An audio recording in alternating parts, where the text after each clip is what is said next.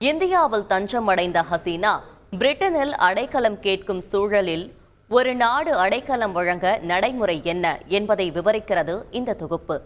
பிற நாட்டில் அடைக்கலம் கோருவதில் சாதாரண மனிதர்களுக்கும் அரசியல் தலைவர்களுக்கும் மாறுபட்ட நடைமுறையே காணப்படுகிறது.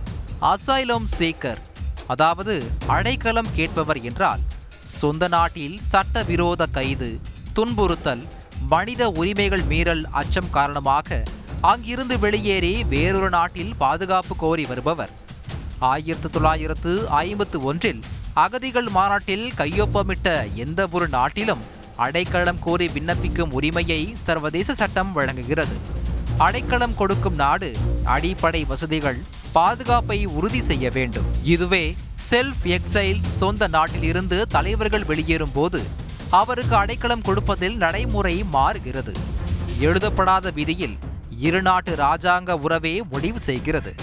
இதே ஹசீனா 1975 அவரது குடும்பம் படுகொலை செய்யப்பட்ட போது இந்தியாவில் அடைக்கலம் புகுந்தார். டெல்லியில் பாந்த்ரா சாலையில் பாதுகாப்போடு வீடு வழங்கியது இந்திய அரசு. இந்திய அரசு தனது கணவருக்கு வேலைக்கு ஏற்பாடு செய்ததாகவும் ஹசீனாவே நிகழ்ந்திருக்கிறார். 1959 தலாய் லாமாவுக்கு அடைக்கலம் கொடுத்த இந்தியா அவரை சிறப்பான முறையில் நடத்துகிறது.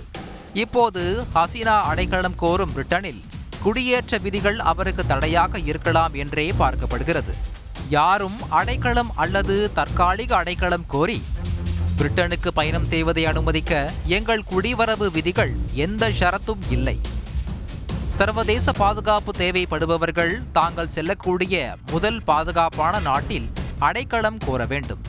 அதுவே பாதுகாப்பான விரைவான பாதை என பிரிட்டன் குடியேற்ற விதிகள் விவரிக்கிறது. இப்போது பிரிட்டன் அதிகாரிகள் இதையே சொல்வதாக தகவல்கள் வெளியாகியுள்ளன. ஆனால் ஹசீனாவின் தங்கை ஷேக் ரெஹானா பிரிட்டன் குடியுரிமை பெற்றவர். ஷேக் ரெஹானா மகள் துலீப் சித்திக் பிரிட்டனை ஆளும் தொழிலாளர் கட்சி எம்பியாக இருக்கிறார். இதனால் அமைதி காக்கும் பிரிட்டன் அரசு என்ன முடிவு எடுக்கப் போகிறது என்ற எதிர்பார்ப்பும் அதிகரித்துள்ளது. மறுபுறம் பிரிட்டனில் அனுமதி கிடைக்கும் வரையில் இந்தியாவில் தங்கியிருக்க முடிவு செய்திருப்பதாக தகவல்கள் வெளியாகியுள்ளன. வங்கதேச இடைக்கால அரசோடு இணக்கம் கொண்டிருக்கும் கட்டாயத்தில் இந்தியா இருக்கிறது. இதனால் பின்லாந்து, எமிரேட்ஸ், சவுதி அரேபியா, அமெரிக்காவில் தஞ்சம் கோரும் முடிவில் ஹசீனா இருப்பதாகவும் சொல்லப்படுகிறது. செய்திகளை உடனுக்குடன் தெரிந்து கொள்ள உடனே சப்ஸ்கிரைப் பண்ணுங்க.